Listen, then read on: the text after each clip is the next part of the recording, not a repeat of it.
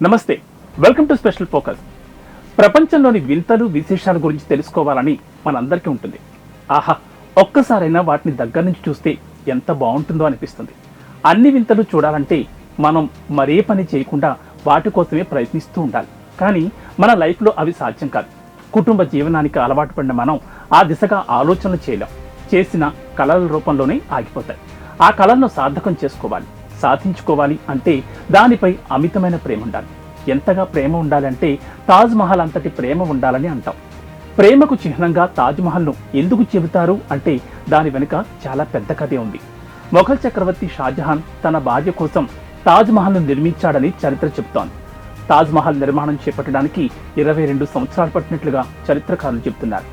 తాజ్ మహల్ రూపం పైకి అద్భుతంగా ఉంటుంది, ప్రేమకు గుర్తుగా ఉంటుంది.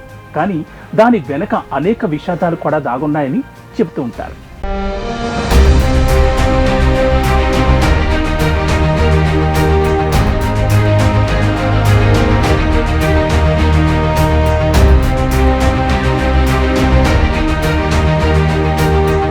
శ్రీశ్రీ గారు తాజ్ మహల్ గురించి చెప్పేటప్పుడు ఓ మాట అంటాడు.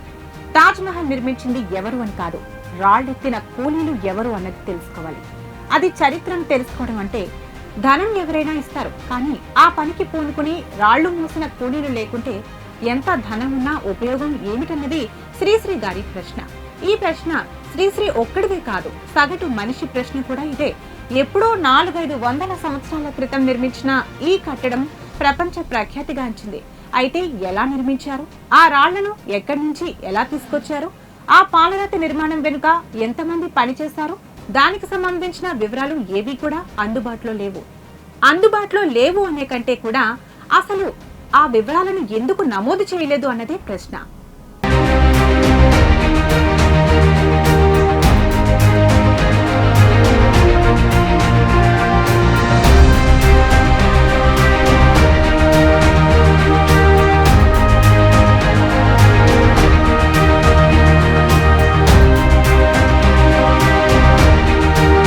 ఈ వివరాలను తెలుసుకోవడానికి చరిత్రకారులు ఎప్పటి నుంచో ప్రయత్నిస్తున్నారు. నిర్మాణం ఎలా జరిగి ఉండేది అనే దానిపై ఊహించేందుకు కూడా ప్రయత్నిస్తున్నారు. ఈ ప్రయత్నాలన్నింటికీ మన ప్రయత్నాలన్నింటికీ ఆర్టిఫిషియల్ ఇంటెలిజెన్స్ సమాధానం ఇచ్చింది. తాజ్ మహల్ నిర్మాణం ఎలా జరిగి ఉంటుంది అనే దానిపై AI ఓ చిన్న వీడియోను అందించింది. తాజ్ మహల్ కోసం రాళ్లు ఎలా తీసుకొచ్చారు, డిజైన్ ఎలా చేశారు, రాళ్లను తీసుకురావడంలో ఏవేవి సహకరించాయి తదితర అంశాలతో కూడిన ఓ చిన్న వీడియో ఇప్పుడు సోషల్ మీడియాలో ట్రెండ్ అవుతోంది. ఆ విశేషాలేంటో మనం కూడా తెలుసుకుందామా?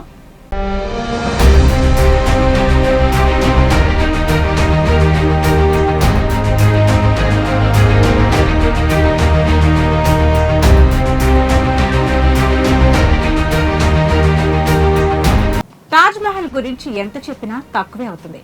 ముంతాజ్ కోసం షాజహాన్ ఈ పాలరాతి కట్టడాన్ని నిర్మించాడని చెబుతారు. ప్రేమకు చిహ్నంగా తాజ్ మహల్ ను గుర్తించారు. 7 అద్భుతాల్లో ఒకటిగా చెప్పబడే ఈ అద్భుతం ఆగ్రా నగరంలోని యమునా నది ఒడ్డున నిర్మించారు. 1632లో ఈ నిర్మాణం ప్రారంభమై 1653లో పూర్తయింది. ఈ నిర్మాణం కోసం 22 ఏళ్లు కష్టపడ్డారు. తాజ్ మహల్ నిర్మాణం కోసం ఇరాన్, ఆఫ్ఘనిస్తాన్, పాలరాయి దొరికి మరికొన్ని దేశాల నుంచి పాలరాతిని తెప్పించి అత్యంత సూక్ష్మంగా చెక్కించి అద్భుతమైన నమూనాలను తయారు చేశారు. తాజ్ మహల్లో మనం చూసే ప్రతి చిన్న నమూనాలోనూ కళాత్మక నైపుణ్యం కనిపిస్తుంది. ఇక్కడ కనిపించే ఫ్లోరల్ మోటివ్స్, కాలిగ్రఫీ, ఇతర నమూనాలు అద్భుత కళాత్మక నైపుణ్యానికి నిదర్శనం. ఇక వాస్తుపరంగా నిర్మాణం అద్భుతమని చెప్పాలి. ఈ కట్టడం భారీ భూకంపాలను తట్టుకుని నిలబడే విధంగా నిర్మించారు. అంతేకాదు, తాజ్ మహల్ యమునా నదిలో ప్రతిబింబించేలా నిర్మించారు.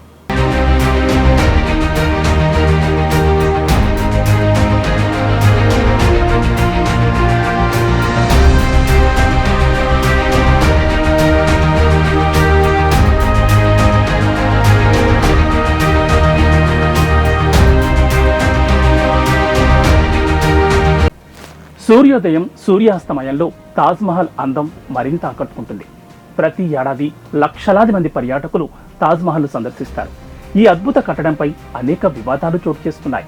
తాజ్ మహల్ ఓ హిందూ దేవాలయమని, దానిని కూల్చి దానిపై మొఘల్ చక్రవర్తులు ఈ తాజ్ మహల్ నిర్మించారని ఆరోపణలు ఉన్నాయి. ఈ ఆరోపణలు ఎంతవరకు నిజమన్నది ఇప్పటి వరకు చెప్పలేకపోయారు. ఇక అందరినీ వేధిస్తున్న మరో ప్రశ్న, తాజ్మహల్ నిర్మాణం కోసం రాళ్లెత్తిన కూలీలు ఎవరు? నిర్మాణంలో ఎవరెవరు పాల్గొన్నారు? ఎంతమంది కూలీలు పాల్గొన్నారు?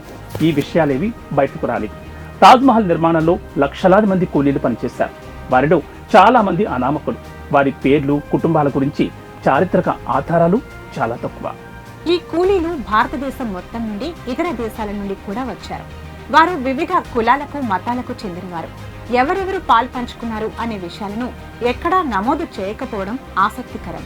ఆ కాలంలో కూలీల గురించి వివరణాత్మక రికార్డులు ఉండేవి కావు. అందువల్ల వారి గురించి తెలుసుకోవడం చాలా కష్టంగా మారింది. అయితే ఈ కూలీలు అత్యంత నైపుణ్యం కలిగిన వారు. వారు పాలరాతిని అద్భుతమైన ఆకృతుల్లో చెక్కించి తాజ్మహల్ ను అంత అందంగా తీర్చిదిద్దారు. తాజ్మహల్ నిర్మాణం చాలా కష్టమైన పని. ఈ కూలీలు ఎండ, వాన, చలి లాంటి ప్రతికూల పరిస్థితుల్లో కూడా కష్టపడి పనిచేసినట్టుగా నిర్మాణాన్ని బట్టి తెలుస్తోంది.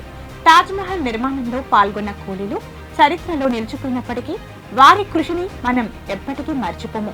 తాజ్మహల్ నిర్మాణం కోసం పనిచేసిన కూలీలకు ఎక్కువగా ధాన్యం, ఆహార పదార్థాల రూపంలోనే కూలీలకు జీతం ఇచ్చేవారు.